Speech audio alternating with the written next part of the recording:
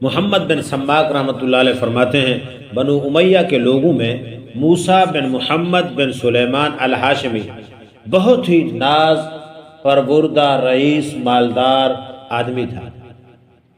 دل کی خواہشات پورا کرنے میں ہر وقت منہمک رہتا ہے۔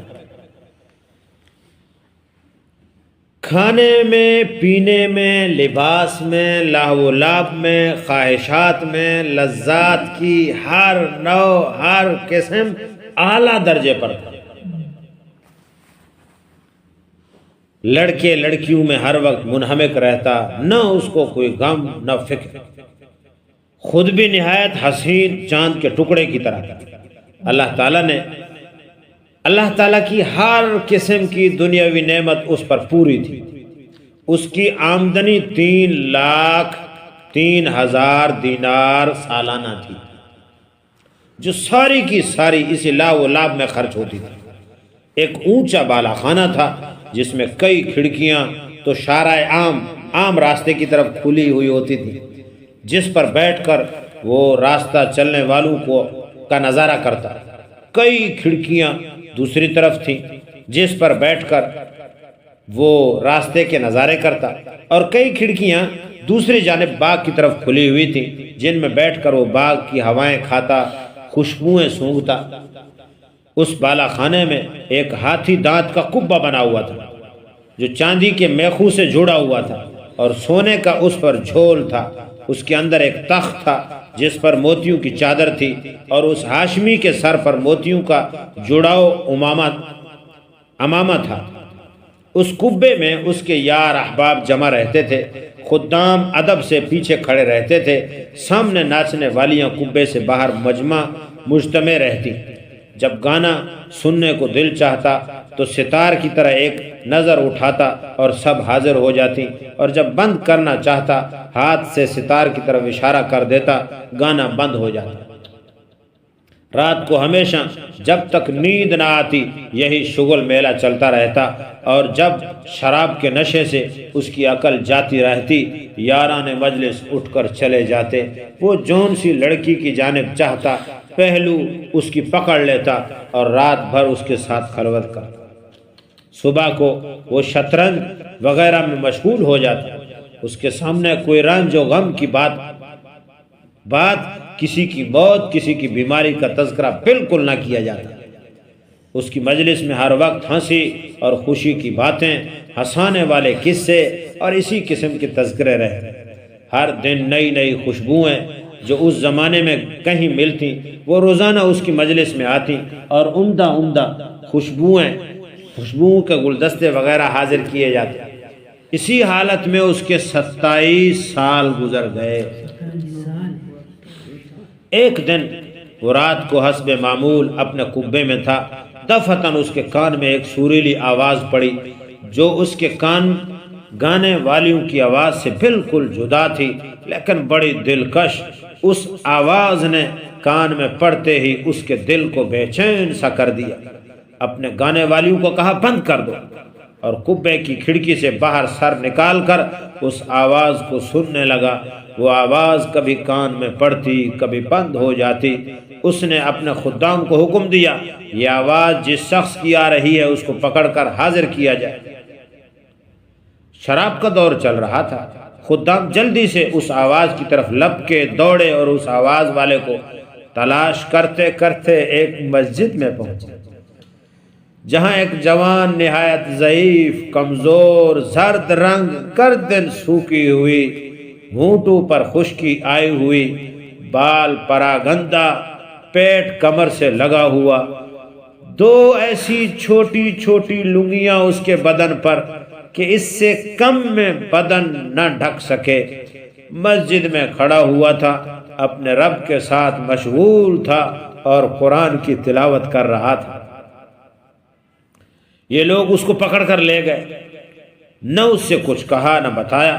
ایک دم اس کو مسجد سے نکال کر وہاں بالا خانے پر لے جا کر اس کے سامنے پیش کر دیا کہ حضور یہ حاضر ہے۔ وہ شراب کے نشے میں کہنے لگا یہ کون ہے؟ انہوں نے کہا حضور یہ وہی شخص ہے جس کی آواز آپ نے سنی تھی۔ اس نے پوچھا تم اس کو کہاں سے لائے ہو؟ وہ کہنے لگے مسجد سے۔ کھڑا قرآن شریف پڑھ رہا تھا۔ اس رئیس نے اس فقیر سے پوچھا تم کیا پڑھ رہے تھے؟ اس نے اعوذ باللہ من الشیطان الرجیم بسم اللہ الرحمن الرحیم ان الابرار لفی نعیم علی الارائک ينظرون تعرف فی وجوہہم نظرة النعیم یسقون من رحیق مختوم ختامہ مسک وفی ذلک فلیتنافس المتنافسون ومزاجہ من تسنیم عینا یشرب بها المقربون۔ سورہ تطفیق کی آیتیں پڑھی جن کا ترجمہ یہ ہے بے شک نیک لوگ جنت کی بڑی نعمتوں میں ہوں گے، مسحریوں پر بیٹھے ہوئے جنت کے عجائب دیکھتے ہوں گے۔ اے مخاطب تو ان کے چہروں پر نعمتوں کی شادابی سرسبزی محسوس کرے گا، اور ان کے پینے کے لیے خاص شراب سر بمہر جس پر مشک کی مہر ملے گی۔ ایک دوسرے پر حرص کرنے والوں کو ایسی ہی چیزوں میں حرص کرنا چاہیے کہ یہ نعمتیں کس کو زیادہ ملتی ہیں، اور ان کا ملنا اعمال کی وجہ سے ہوتا ہے، اس لیے ان اعمال میں حرص کرنا چاہیے جن سے یہ نعمتیں حاصل ہوں۔ اور اس شراب کی آمیزش تسنیم کے پانی سے ہوگی۔ شراب میں کوئی چیز ملائی جاتی ہے تو اس سے اس کا جوش زیادہ ہو جاتا ہے، اور یہ تسنیم جنت کا ایک ایسا چشمہ ہے جس سے مقرب لوگ پیتے ہیں، یعنی اس چشمے کا پانی مقرب لوگوں کو تو خاص ملے گا ہی، اور نیک لوگوں کی شراب میں اس سے تھوڑا سا ملا دیا جائے گا۔ اس کے بعد اس فقیر نے کہا ارے دھوکے میں پڑے ہوئے، تیرے اس محل کو، تیرے اس بالا خانے کو، تیرے ان فرشوں کو ان سے کیا مناسبت؟ وہ بڑی اونچی مسحریاں ہیں جن پر فرش بچھے ہوئے ہیں، ایسے فرش جو بہت بلند ہیں۔ سورہ واقعہ۔ ان کے استر دبیز ریشم کے ہوں گے۔ سورہ رحمان۔ وہ لوگ سبز اور عجیب و غریب خوبصورت کپڑوں پر تکیے لگائے ہوئے ہوں گے۔ سورہ رحمان۔ اللہ کا ولی ان مسحریوں پر سے ایسے دو چشموں کو دیکھ لے گا جو دو باغوں میں جاری ہوں گے۔ سورہ رحمان۔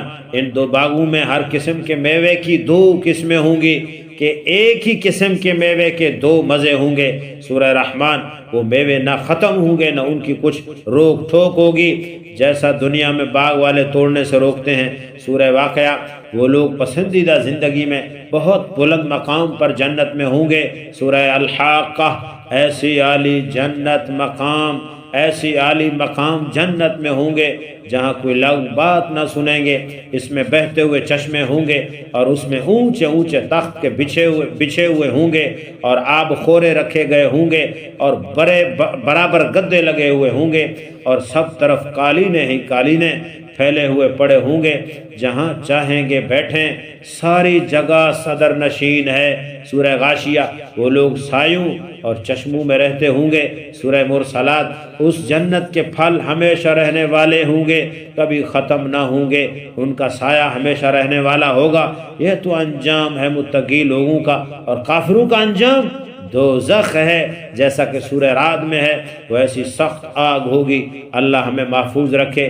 بے شک مجرم لوگ جہنم کے عذاب میں ہمیشہ رہیں گے، وہ عذاب کسی بھی وقت ان سے ہلکا نہ کیا جائے گا، اور وہ لوگ اس میں مایوس پڑے ہوئے ہوں گے۔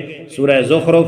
بے شک مجرم لوگ بڑی گمراہی اور حماقت کے جنون میں پڑے ہوئے ہیں، ان کو اپنی حماقت اس دن معلوم ہوگی جس دن منہ کے بل گھسیٹ کر جہنم میں پھینک دیے جائیں گے۔ ان سے کہا جائے گا کہ دوزخ کی آگ لگنے کا، اس میں جلنے کا مزہ چکھو۔ سورہ قمر۔ وہ لوگ آگ میں اور کھولتے ہوئے پانی میں اور کالے دھوئیں کے سائے میں ہوں گے۔ سورہ واقعہ۔ مجرم آدمی اس بات کی تمنا کرے گا اس دن کہ عذاب سے چھوٹنے کے لیے اپنے بیٹوں کو، بیوی کو، بھائی کو، سارے کنبے کو جن میں وہ رہتا تھا، اور تمام روئے زمین کے آدمیوں کو اپنے فدیے میں دے جے، پر کسی طرح عذاب سے جان چھوٹ جائے اور بچ جائے، لیکن یہ ہرگز نہ ہوگا۔ وہ آگ ایسی شعلہ والی کہ بدن کی کھال اتار دے گی، اور وہ آگ ایسے شخص کو خود بلائے گی جس نے دنیا میں حق سے پیٹ پھیری ہوگی اور اللہ کی اطاعت سے بے رخی کی ہوگی اور ناحق مال جمع کیا ہوگا اور اس کو اٹھا کر حفاظت سے رکھا ہوگا۔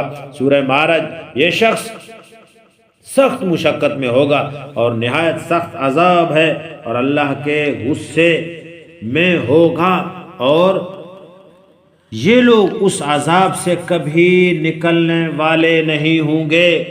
اس کلام میں اس فقیر نے جنت اور دوزخ کی بہت ساری آیات کی طرف اشارہ کیا، جس کی صورت اور رکوع کا حوالہ آپ کو ہم نے دیا۔ پوری آیت جو ہے نا آپ ترجمے والے قرآن میں دیکھ سکتے ہیں۔